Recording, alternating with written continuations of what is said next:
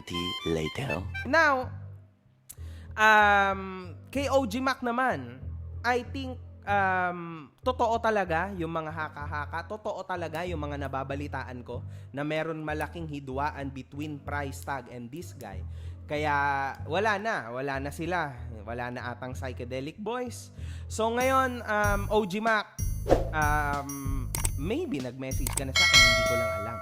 Pero gusto ko lang sabihin sa'yo na open ako, you can talk to me. Ihanda natin to. Gusto mong pagkaperahan tong galit mo, we can make it. We can do something about it. We can do a good match sa'yo. Oh, di ba? Pwede. Pag-usapan natin kung anong gusto mong deal. Ikaw naman, batang tolongges, well, pwede naman ako magka-oras sa'yo kung gusto mo. Kontakin mo lang ako. Kung gusto mo, pwede ako magbigay ng oras sa'yo at ituloy mo kung ano ba talaga at pakita mo talaga kung ano yung tunay na galit mo sa isang OG Mac. Kasi sa nakikita ko, ang itinagal mo lang ay 5 segundo tas pagod ka na. So hindi yon ang literal na suntukan. Hindi ganon ang tunay na suntukan. Ang tunay na suntukan ay nasa loob ka ng ring, meron kang kumaga, dun mo ilalabas lahat ng frustrations mo. Dun mo ilalabas lahat ng pawis mo pagtatrabahuhan mo siya ng 1 buwan or 2 months na training. Tapos pagkatapos nun, sa ring kayo maghaharap. So yun na, matatapos na yung feud nyo doon after nun. Hindi yung ganyan. Kasi hindi pa rin ako naniniwala dyan sa mga bang-bang nyo, mga bullshit nyo, mga kalokohan na kabobohan na ganyan nyo. Hindi talaga ako naniniwala sa ganyan. You know? Pero bakit para lang sa... Diyan, pare, no? Oo, mismo, para lang sa battle of YouTubers nyo, mumurahin mo ko. Nakakala ko with good. Akala ko okay ng tao. So sa akin, ang inisip ko dati, akala ko pares tayong billing. Akala ko pares tayong kontrabida. Na ina-admire kita sa part na yun. Pero, ang totoong billing, may pinaglalaban eh. Ikaw bipolar ka lang eh. Bipolar ka eh.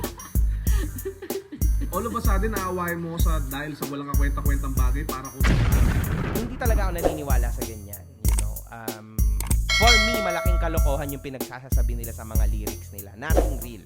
Isa yon sa motibo kung ba't ako na bubwisit sa mga hinayupak na to. Kasi lahat ng pinagsasabi nila sa lyrics nila, fake lahat. Sabihin na natin na maganda yung bars, maganda yung ano, but then it's fake. Walang real. Hindi tulad ng mga sinasabi ko, hindi tulad ng lahat ng pineflex ko. Lahat totoo. Lahat akin. Lahat na sinabi ko akin. 'Di ba? Etong mga to, nothing is real. Parang exactly tulad ni Price Tag.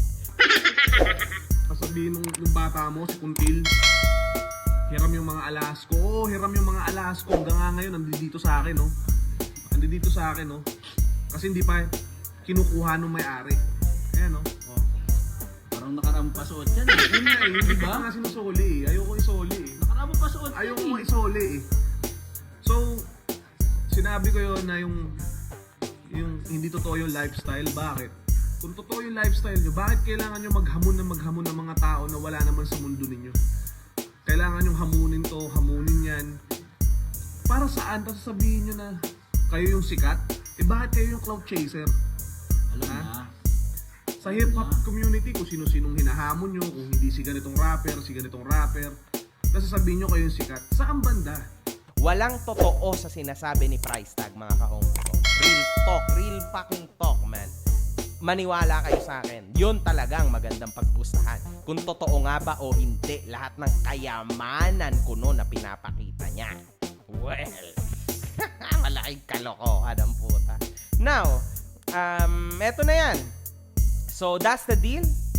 CKYG at saka OG Mac, kung gusto nyo talaga natapusin ito at hindi sa streets, kuno, baka kung ano-ano pang mangyari sa inyo, magkasaksakan kayo, magkatagaan pa kayo, tapusin na lang natin to sa isang magandang suntukan ng mga sikat. Hindi ko lang alam kung sikat tong YG na to, hindi ko alam, but it doesn't matter, mukhang takbuhin ka naman, kumbaga, kung sa manok, ano ka, puta na, binabai ka, so it's fine, di ba? Tapos ito daw yung alitan between Reds and Blues. Meron palang mga Bloods and Crips dito sa Pinas, no? Wow. Parang ngayon lang ako nakakita ng mga dugyot, mga mahihirap na Bloods and Crips. Usually kasi, yung mga legit na nakikita ko, yung mga 60 Crips na nakita ko back in the day sa Italia, tapos sa England, yung mga rolling Crips, hindi sila ganyan. Alam niyo, never, hindi ako nakakita ng ganyang tipo ng gangsta daw na ganyang style na nagsasalita ng gangbang, ng ganggang, ng bangbang, ng barel, ganito, ganyan. Tapos wala naman talagang tira. I mean, tangina kasi usually mga kahombre ko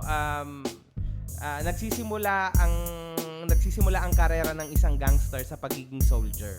So in short, kapag gusto mong maging boss, dapat at least nakapatay ka na ng ilang mga tao or nakagawa ka na ng malulupit na mga gangbang. Kaso, I mean, sa panahon ngayon, parang ang ginagawa nila, tina-translate nila yung mga kanta ng mga English, tapos tina-translate nila sa ating lingwahe. So ngayon, they seem to act tough, 'di ba? But they are actually not.